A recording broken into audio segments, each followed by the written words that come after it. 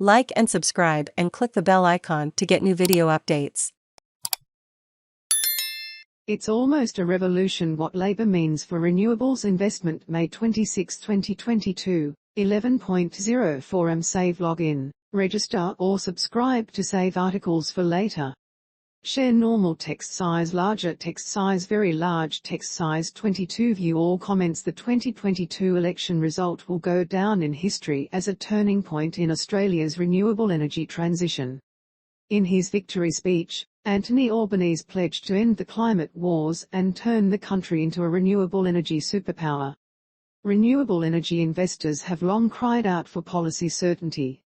Credit Dominic Lorimer. The loss of Liberal-held seats to Queensland Greens and City Independents has given Labor the mandate to achieve these goals. And investors, who have long cried out for policy certainty, are taking note.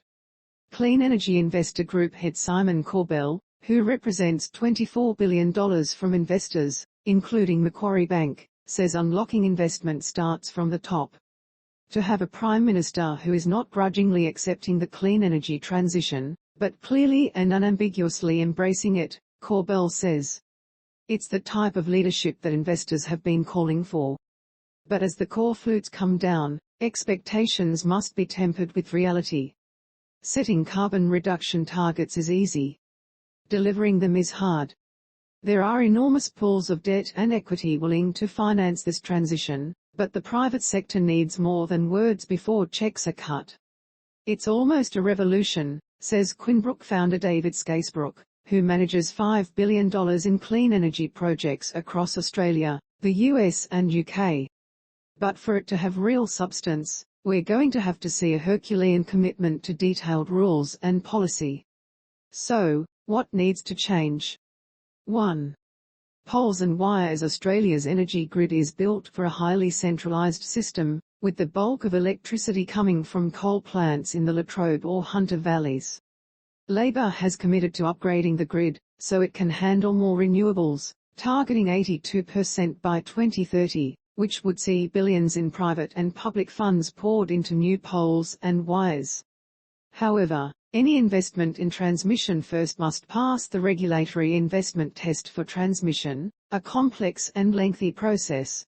Corbell says the transmission line under construction to connect South Australia and NSW, Project Energy Connect, took more than a decade to approve. 2. Backup generation. While red tape needs cutting, Scacebrook says new rules must also to be written. Two key industry regulators, the Energy Security Board and Australian Energy Market Commission, in recent years have released detailed reform agendas to rapidly decarbonise Australia's energy system. Scacebrook says these must be adopted in full. This work has been done, it just didn't get the airtime it deserved under the previous government, he says. We need the Labor government to get behind the recommendations and implement them in a bipartisan way. The most critical of these reforms, he says, is the capacity mechanism, to underwrite generators that can snap into action when the wind isn't blowing and sun isn't shining. Similar to the UK's model, the mechanism would prevent blackouts by financing backup generators, such as batteries, gas or synchronous condensers, popular in the UK. These might only operate 5 to 10 minutes of the year, but that is the period when the lights go out, Scacebrook says. 3. Demand. While these factors work to increase the supply of renewable energy, the other side of the equation is decreasing demand. Some economies, such as Texas, provide financial incentives to major energy consumers to reduce or switch off power, when convenient. These consumers are now often signed up to long-term contracts, so are not exposed to market price fluctuations, meaning they have little reason to reduce electricity usage. Turning off a large customer is equivalent to having something in reserve, Scacebrook says. Rather than turning on a gas generator in times of peak power, you have large users turning down their load where they can. At an individual level, technology is developing to assist households to use energy in off-peak times, saving Australians cash while reducing stress on the system. 4. Collaboration. The new government faces a combination of circumstances that require action to be taken as quickly as possible. The economy is crying out for a nation-building agenda to help create jobs and drive growth. The science demands it, as the window to prevent the worst of climate change is fast closing.